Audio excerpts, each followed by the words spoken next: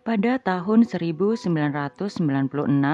Liu yang kala itu berusia 21 tahun, menikah dengan seorang laki-laki yang bernama Long Neng. Liu dan Long Neng berasal dari desa yang sama. Liu sangat bahagia dalam pernikahannya, meskipun Long Neng tidak berasal dari keluarga kaya raya. Liu melihat banyak kebaikan dalam sosok Long Neng. Ia pekerja keras, sabar, dan juga tidak memiliki kebiasaan yang aneh-aneh. Tak lama setelah pernikahan itu, Liu dan Long Neng dikaruniai seorang putra dan kemudian beberapa tahun berikutnya, mereka dikaruniai seorang putri. Rumah tangga itu terasa lengkap, namun kini Long Neng memiliki tanggung jawab yang juga bertambah. Pada dasarnya karena Long Neng dan keluarganya sendiri saling tolong-menolong, untuk urusan kebutuhan hidup sehari-hari tidaklah susah. Namun Long Neng ingin memberikan sesuatu yang lebih kepada anak-anaknya. Oleh karena itu ia kemudian memutuskan untuk bekerja di Shanghai. Selama bekerja di sana, Long Neng selalu memberikan uang gajinya kepada Liu untuk ditabung demi pendidikan kedua anak mereka. Dalam urusan merawat putra dan putri Long Neng, Liu tentu saja senantiasa mendapat bantuan dari keluarga Long Neng. Di sisi lain, Liu sendiri juga tidak berpangku tangan. Ia tetap bekerja di ladang untuk bisa meringankan beban suaminya yang sedang merantau itu. Namun kehidupan Liu yang adem ayem nampaknya tidak bisa bertahan lama. Karena pada tahun 2012, Long Neng mengalami kecelakaan mobil yang merenggut nyawanya. Kini hidup Liu serasa hancur berkeping-keping. Ia kehilangan satu-satunya tumpuan hidupnya. Saat itu ia merasa sangat kesulitan merawat kedua anaknya seorang diri. Walaupun keluarga Long Neng masih membantu, namun mereka sendiri juga memiliki kondisi ekonomi yang juga sulit. Ia khawatir akan kehidupan keluarga kecilnya itu di masa depan. Sepeninggal suaminya, Liu kini harus tinggal bersama dengan mertuanya yang sudah sangat tua. Ayah mertua Liu diketahui memiliki mata yang buta, sedangkan ibu mertuanya mulai sakit-sakitan. Liu merasa kedua anaknya dan juga mertuanya yang selama ini membantunya merupakan tanggung jawabnya. Oleh karena faktor itulah Liu memilih untuk menikah lagi setelah 3 bulan menjadi seorang single parent. Keputusan Liu itu pun didukung oleh keluarga Long Neng. Hingga tak lama, saudara iparnya memperkenalkan Liu dengan laki-laki dari desa tetangga yang bernama Jiang. Jiang sendiri diketahui pernah menikah dengan seorang wanita. Namun ia memutuskan untuk menceraikan istrinya karena istrinya memiliki keterbelakangan mental. Bagi keluarga Long Neng, Jiang dan Liu merupakan pasangan yang cukup serasi. Keduanya sama-sama di usia yang matang dan pernah menikah. Hingga pada akhirnya di tahun 2012, mereka pun menikah setelah perkenalan yang singkat itu. Pernikahan Liu dan Jiang diadakan secara sederhana dengan mengundang teman dan kerabat dekat. Setelah menikah, Liu tinggal dengan orang tua Jiang. Liu juga memboyong kedua anaknya untuk tinggal bersamanya. Namun, tak butuh waktu lama bagi Jiang untuk menunjukkan watak aslinya. Jiang sendiri ternyata tidak memiliki pekerjaan. Ia selama ini hidup dari penghasilan kedua orang tuanya yang bekerja di ladang. Jiang juga selalu menggunakan uang milik kedua orang tuanya untuk minum minuman keras dan juga berjudi. Liu tentu saja sangat terkejut dengan sikap yang ditunjukkan Jiang kepadanya sebelum menikah dengan sikap aslinya sungguh sangat berbeda. Ia kini mulai merasa menyesal dan juga mulai berpikir bahwa pernikahannya ini terlalu terburu-buru. Namun ia kini tidak bisa mundur. Ia takut akan cemoohan para tetangga dan ia juga masih berharap Jiang akan menepati janjinya untuk menyekolahkan anak-anaknya sampai ke jenjang yang tinggi. Namun apa yang bisa diharapkan dari seorang penjudi dan pengangguran? Sebagai seorang penjudi, Jiang seringkali pulang ke rumah dengan kondisi perasaan yang buruk. Apalagi jika ia kalah dalam permainan menyesatkan itu. Ketika hal itu terjadi, Jiang selalu melampiaskan kekesalannya kepada kedua orang tuanya. Tak hanya secara verbal, namun juga fisik. Seringkali Jiang memukuli pasangan lansia itu bagaikan ia memukuli karung beras. Ia menganggap orang tuanya itu adalah beban. Seringkali ia juga mengusir orang tuanya dari rumah. Jiang seakan lupa ingatan jika ia masih sepenuhnya ditanggung oleh orang tuanya dan rumah itu adalah rumah yang dibangun oleh orang tuanya. Liu yang menyaksikan dengan mata kepalanya sendiri kejadian yang tidak manusiawi itu tentu saja ikut berontak kepada Jiang. Ia selalu berusaha memisahkan Jiang dan mendorong Jiang jika Jiang sudah mulai hendak memukuli kedua orang tuanya. Namun hal yang Liu lakukan itu bukannya tidak berdampak kepada dirinya. Setiap kali Liu membela kedua orang tua Jiang, Jiang akan melampiaskan kekesalannya kepada Liu. Oleh karena itulah, rumah yang mereka tinggali tidak pernah tenang karena selalu terjadi pertengkaran di dalamnya. Putra Liu juga tak luput dari pemukulan yang dilakukan oleh Jiang. Ketika menikah dengan Jiang, putra sulung Liu sudah remaja. Oleh karena itu, Jiang selalu berusaha perlahan untuk membuat putra Liu segera pergi dari rumahnya dengan cara selalu bersikap kasar kepadanya. Ia juga tidak mau membayar uang sekolah putra Liu karena menganggap putra Liu harusnya bisa mencari uang sendiri.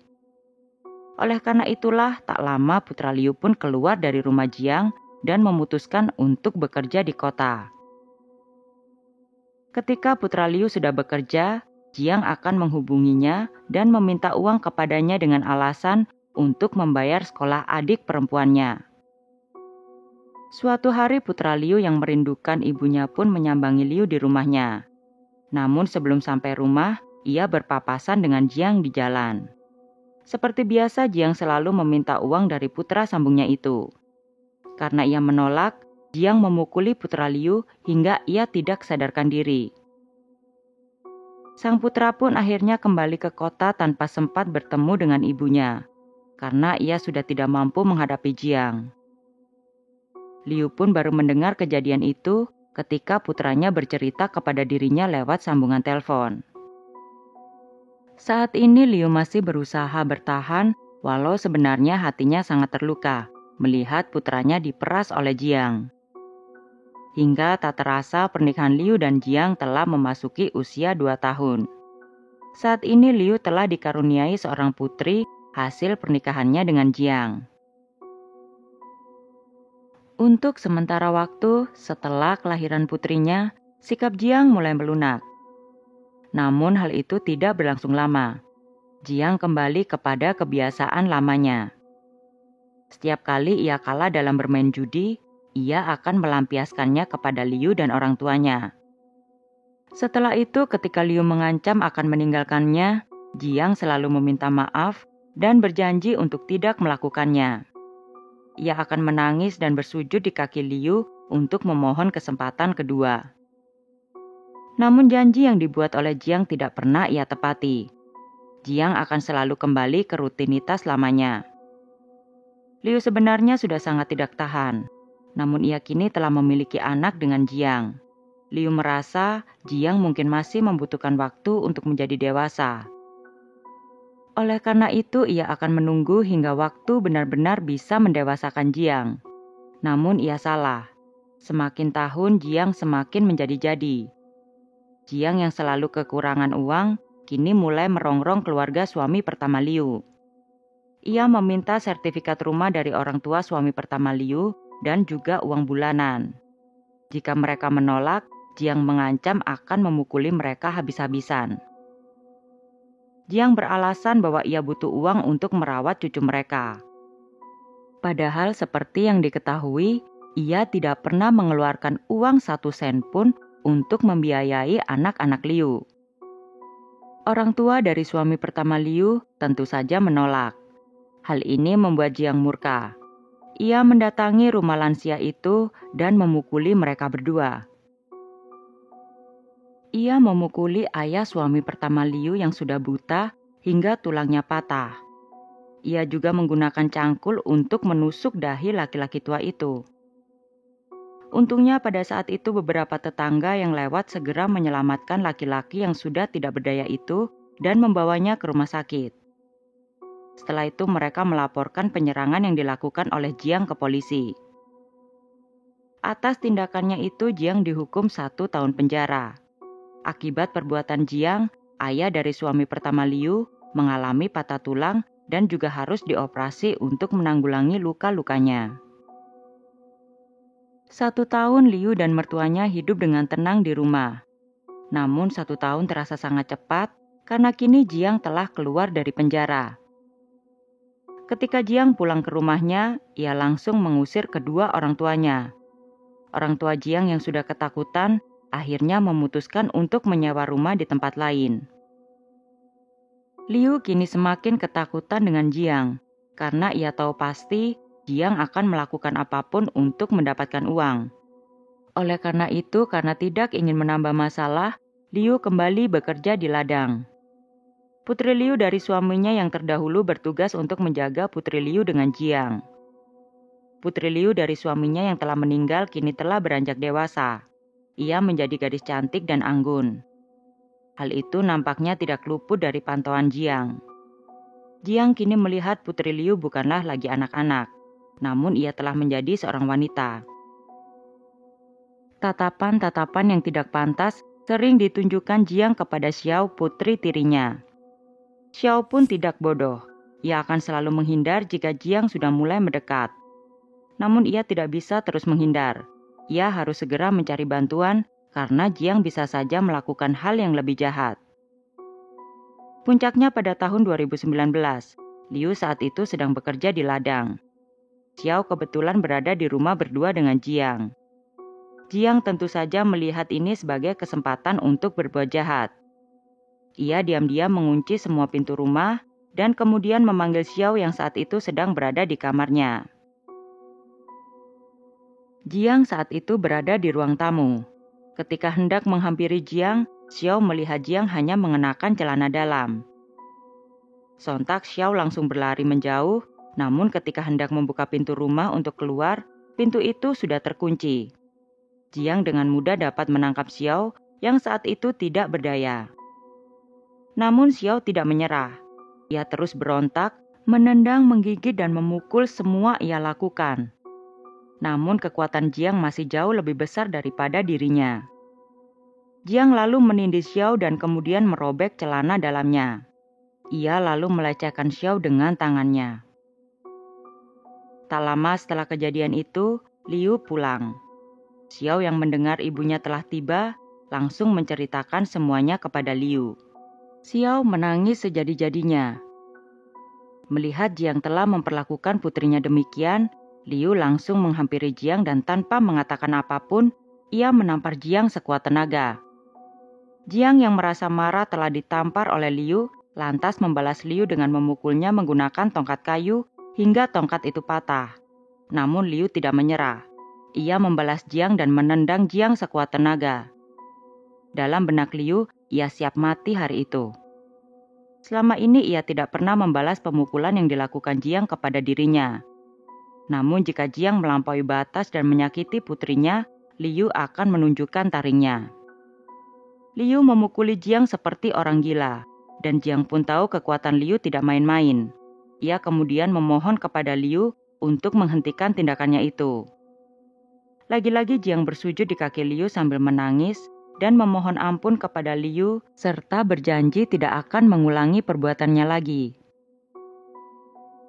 Liu kini tidak menggubris janji-janji Jiang lagi. Beberapa hari kemudian Jiang masih memohon pengampunan kepada Liu. Liu pun akhirnya meminta pendapat kepada Xiao. Xiao tentu saja tidak ingin menghancurkan rumah tangga ibunya. Apalagi sang ibu telah memiliki anak dengan pria biadab itu. Xiao pun memutuskan untuk memaafkan Jiang dan sang ibu pun mengikuti keputusan Xiao itu. Namun Liu tidak bodoh. Walaupun ia dan Xiao memutuskan untuk berdamai, ia masih terus menjaga Xiao dengan lebih ketat. Liu setiap harinya akan tidur dengan Xiao dan juga menyimpan parang di bawah kasur untuk berjaga-jaga jika Jiang menghampiri mereka tengah malam. Setelah itu, ia juga akan menunggu Xiao di depan pintu kamar mandi ketika Xiao sedang mandi ataupun hanya buang air besar maupun kecil. Tiap kali Xiao ingin melakukan apapun, Liu akan segera berhenti melakukan pekerjaannya di ladang untuk menjaga putrinya itu. Suasana rumah itu kembali tenang hingga tahun berikutnya. Jiang sudah tak lagi mendekati ataupun berani menatap Xiao seperti dulu. Pelan-pelan Liu pun mengurangi penjagaannya kepada Xiao. Namun ketenangan itu tidak berlangsung lama, karena Jiang kembali melakukan tindakan tidak senonohnya lagi. Pada saat itu Jiang baru pulang dari rumah temannya pada jam 11 malam. Tidak sengaja Xiao saat itu berpapasan dengan Jiang yang baru saja membuka pintu. Mengetahui Liu masih berada di ladang, ia pun merasa ini adalah kesempatannya. Apalagi ketika melihat Xiao, Jiang pun langsung terpana. Tak butuh waktu untuk berpikir, Jiang langsung menarik tangan Xiao dan memeluknya. Jiang lalu berbisik ke telinga Xiao dan mengatakan, "Sebentar lagi aku akan mendapatkan banyak uang. Jika kau mau menjadi istriku, aku akan memberimu banyak uang." Xiao dengan gemetar mendorong Jiang untuk melepaskan pelukannya. Ia kemudian berkata, "Aku tidak mau." Mendengar jawaban Xiao, Jiang pun menjadi sangat marah. Ia lalu kembali mendekatkan tubuhnya kepada Xiao dan menyuruhnya untuk berlutut. Xiao yang tidak ingin membuat suasana semakin tidak terkendali, lalu menuruti permintaan Jiang itu. Jiang menyuruh Xiao berlutut dan tidak memperbolehkannya berdiri sampai ia yang menyuruhnya. Kemudian sekitar 1 jam kemudian, Liu kembali dari ladang. Ketika tiba di rumah, ia melihat putrinya berlutut. Liu langsung menyuruhnya untuk berdiri. Xiao lalu menceritakan semuanya kepada Liu. Sontak Liu langsung berteriak kepada Jiang. Saat itu Jiang yang tidak mengenakan sehelai baju pun menghampiri Liu dan Xiao yang sedang berdiri berdekatan. Jiang lalu dengan sengaja memainkan alat kelaminnya di depan Xiao dan Liu sambil menatap Xiao dengan penuh nafsu.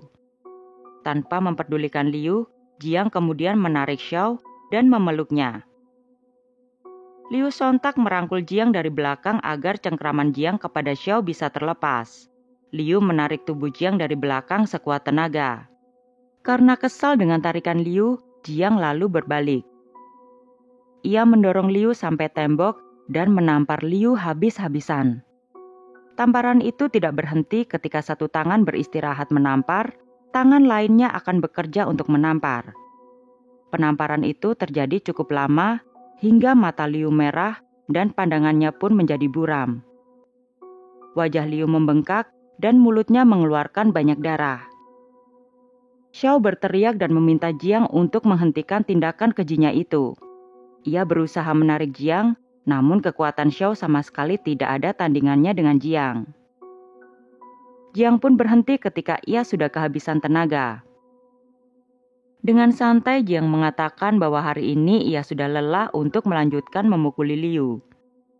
Selanjutnya ia mengatakan bahwa ia akan mengumpulkan staminanya malam ini agar besok ia bisa berhubungan dengan Xiao. Jiang lalu kembali mendekati Liu yang mukanya babak belur dan berbisik, "Jika besok kau menggangguku berhubungan dengan putrimu, maka ia akan kuruda paksa di pinggir jalan dan membiarkan para tetangga yang lewat melihatnya." Jiang lalu berjalan menuju kamar tidurnya dan langsung tidur seperti tidak terjadi apa-apa. Setelah Jiang tertidur, Liu dan Xiao mengunci diri di kamar. Xiao perlahan-lahan mengoleskan obat ke muka sang ibu yang kini hanya termenung. Setelah selesai mengobati sang ibu, Xiao pun akhirnya tertidur, namun tidak dengan Liu. Saat ini kemarahannya semakin memuncak. Ia teringat akan semua pukulan yang pernah ia terima. Belum lagi caci dan makian selama 8 tahun menikah. Terlebih lagi penderitaan kedua anaknya yang disiksa secara fisik dan verbal oleh Jiang. Tangan Liu mulai gemetar. Hatinya tak kuasa menahan rasa sakit. Ia menikah karena ingin anak-anaknya bisa hidup lebih baik. Namun semua itu kini berbanding terbalik. Saat inilah ia lalu berpikir untuk menghabisi Jiang. Setelah ia membunuh Jiang, agar keluarganya tidak menanggung malu, ia akan mengambil nyawanya sendiri. Setelah 3 jam merenung, Liu memastikan Jiang tertidur dengan nyenyak. Ia lalu kembali ke dapur dan mengambil palu. Dengan tenang Liu mendekati Jiang dan memukul kepala Jiang berkali-kali dengan palu. Pukulan pertama yang dihempaskan oleh Liu membuat Jiang terbangun dan meraung kesakitan. Melihat itu, Liu semakin mempercepat ayunan palunya dan memukul kepala Jiang berkali-kali hingga ia tewas. Liu lalu kembali termenung seolah ia tidak percaya bahwa ia melakukan perbuatan ini. Genggaman tangannya kini semakin melemah dan menyebabkan palu itu terjatuh.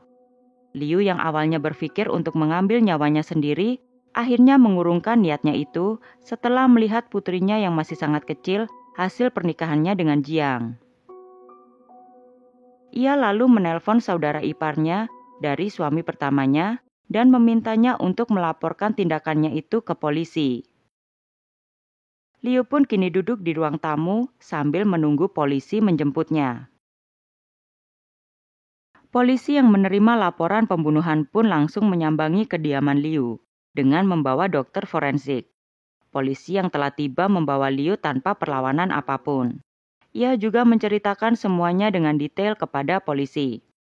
Menurut laporan dari forensik menyebutkan bahwa Jiang meninggal karena kehabisan darah dan juga cedera otak parah. Proses peradilan diadakan pada tahun 2020. Namun pengadilan harus mengundur putusannya kepada Liu karena masih meragukan motif Liu yang membunuh Jiang demi membela diri. Hingga pada akhirnya 2 tahun berikutnya, orang tua Jiang, mertua Liu dari suami pertama, serta penduduk desa setempat menuliskan petisi kepada pengadilan yang meminta agar Liu tidak dihukum mati. Atas petisi tersebut, pengadilan kembali membuka proses peradilan Liu dan menjatuhkan hukuman 3 tahun penjara dan 3 tahun masa percobaan dalam penjara. Bagaimana pendapat kalian tentang kasus ini? Seperti biasa, tuliskan pendapat kalian di kolom komentar. Namun sebelumnya jangan lupa untuk like, share, and subscribe. Terima kasih. Bye.